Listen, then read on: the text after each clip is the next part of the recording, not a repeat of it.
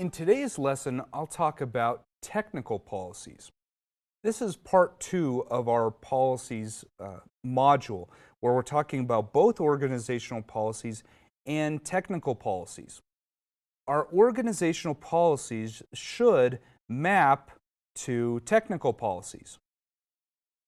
So we'll discuss the differences between technical and organizational policies and explain where they might be configured and perhaps some examples of technical policies that you may implement. Technical policies actually show what is allowed and what is denied. We can configure technical policies to enforce things on users. These are mainly in the form of configuration items. Technical versus organizational policies, they're a little different. So organizational policies tell us what we need to do. Technical policies define how we actually enforce those.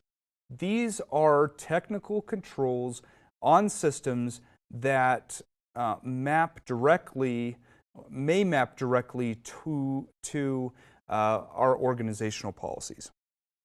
These types of policies go hand in hand. So let's talk about password policy real quick. So in your acceptable use policy, you may see that passwords should be strong. In a technical policy, that may map to you configuring Active Directory to have numbers, characters, a certain length of password, maybe 12 characters in your overall password configuration policy. So this is the technical control that implements the organizational policy. Technical policies allow us to make sure that we are controlling users and protecting them not only from others, but themselves. So think about if we do something accidentally. So deleting some information or passing some information over the internet that shouldn't be passed. So think about Social Security numbers in the US, for example. Those are highly sensitive, critical information that we don't want leaked out. Well, you can configure, depending on a system, we use Sophos, for example, for some of our more sensitive systems that has a module built in that looks at data streams. And if it sees a Social Security number in the clear go out of a system, it actually blocks it. That's an example of a technical policy being implemented. We might also find technical policies in software configuration or hardware configuration like firewalls, for example. Let's look at some of the industry standards. So two big industry standards where we see organizational policies map to technical policies is both in the US, HIPAA, and across the world, PCI.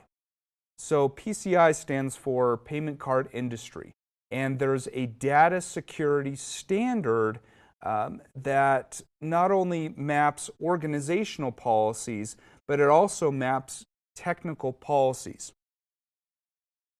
The PCI DSS has 12 overall requirements for protecting cardholder information and cardholder data environments, which you could call the CDE. The CDE is highly protected. So all 12 of those requirements have organizational policies built in. And requirements 1 through 11 could be transformed into technical policies that you put on systems. For example, one of the requirements is antivirus. Have antivirus on systems. Well, You could ensure that antivirus is put on systems through a technical policy. That one's very easy to comply with. But what about making sure that there's no credit cards in the clear anywhere or stored? That's another way we can have technical policies map to organizational policies. Some more examples of technical policies could include things like passwords, encryption, anti-malware, user accounts, backups, and disaster recovery controls. All these can be configuration items implemented across all kinds of different systems that, again, map to organizational policies that do not include specific technology. So in conclusion, both technical policies and organizational policies work hand in hand to provide an overall picture of either security or our sense of what people should be doing. Technical policies should be used across all systems to not only handle incidental exposure, but also intentional exposure.